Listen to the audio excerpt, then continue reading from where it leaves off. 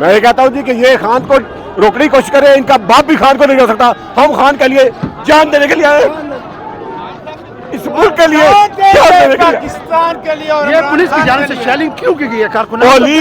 Police یہ government یہ P D M سارے خوفزدہ ہیں. انہیں پتہ ہے کہ خان حکومت میں آ گیا تو انہیں سارے کیس کھلوا دے رہے ہیں. ہم خان کے ساتھ ہیں اور ہم خان کو گرفتار نہیں ہونے دیں گے. اب یہ جو کارکنان مشتعل ہو چکے ہیں, اس کا ذمہ دار کون ہوگا؟ اس کی ذمہ دار حکومت ہے, اس کی ذمہ دار پنجاب پولیس ہے, اس کی ذمہ دار پی ڈی ایم ہے, اس کی ذمہ دار موجودہ حکومت ہے. دنیا کا پاپولر ترین لیڈر, پاکستان کا پاپولر ترین لیڈر, جو اس قوم کا مستقبل ہے, آپ نوجوانوں کا مستقبل ہے, جو اس قوم کے نوجوانوں کو روزگار دینا چاہتا ہے, یہ اس کو روکنا چاہتے ہیں.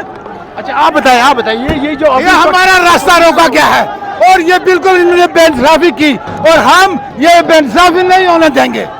یہ جو پولیس نے پہلے شیلنگ سٹارٹ کیا, کارکنان مشتعل ہو چکے ہیں, اب سرکاری املاک کو نقصان پہنچایا جا رہا ہے, اس کے ذمہ دار سرکاری املاک کو نہیں بچائیں گے. ان غنڈوں کو پولیس غنڈا گردی کر رہی ہے, ہم اس غنڈا گردی کو روکیں گے.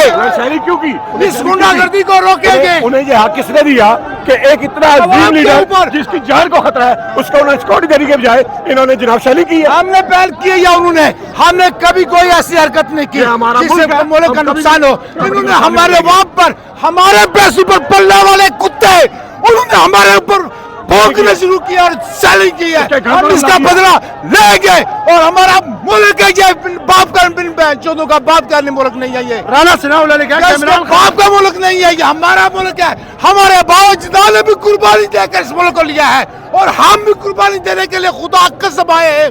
ہم اپنی جان دینے کے لیے آئے ہیں اور ان کو ہماری ان کی حکومت ہم کبھی قبول نہیں کریں گے. فتح کرنے نہیں آئے, یہ کشمیر فتح کرنے آئے ہیں. آپ کشمیر فتح کرو. آپ ادھر اسلام آباد اور پنجاب کی پولیس نے ظلم کیا ہے, کشمیر فتح کرنے نہیں جا سکتے, ادھر ہم پہ ظلم کر سکتے. اور کل ایک صاحب نے ہم کو دہشت گرد کہا ہے, ایک صاحب نے, ہم آپ کو دیکھ لیں گے جب سامنے ہوں گے نا, آپ کو بھی دیکھ لیں گے. آپ نے پٹھان کو دہشت گرد کہا ہے, ہم دیکھ لیں گے.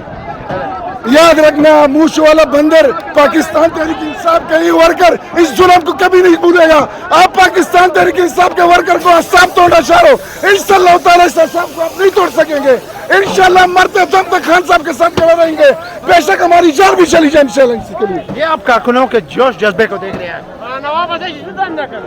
پولیس والے نے خود پہلے شیلنگ کی ہے. پر امن ہم لوگ آئے ہیں, ہم پر امن لوگ ہیں, ہم پاکستان میں انتشار نہیں چاہتے. مگر یہ جو لوگ رانا صاحب کے پالتو لوگ ہیں, انہوں نے خود ہمارے اوپر شیلنگ پہلے کی ہے اور اب یا یہ ہوں گے اور ہم ہوں گے.